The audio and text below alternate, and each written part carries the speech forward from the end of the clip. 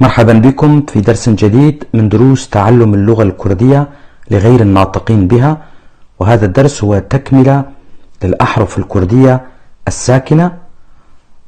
وبهذا الدرس تنتهي الأحرف الكردية الساكنة، 7 أحرف هي في هذا الدرس: د، ذ، ف،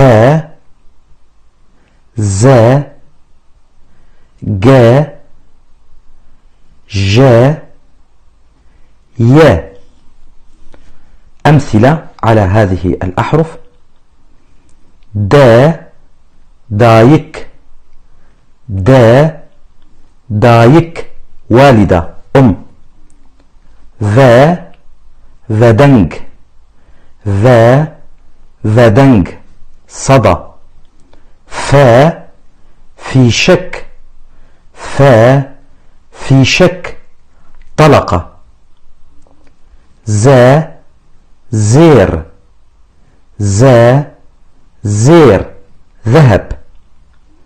ج، جا، ج، جا ثور. ج، جيان، ج، جيان حياة. ي، يار، ي، يار حبيب. بذلك تنتهي الأحرف. في الدروس القادمة هنالك أيام الأسبوع وغيرها من الكلمات والجمل. حتى الدرس القادم تبقون بخير. شكرا لكم.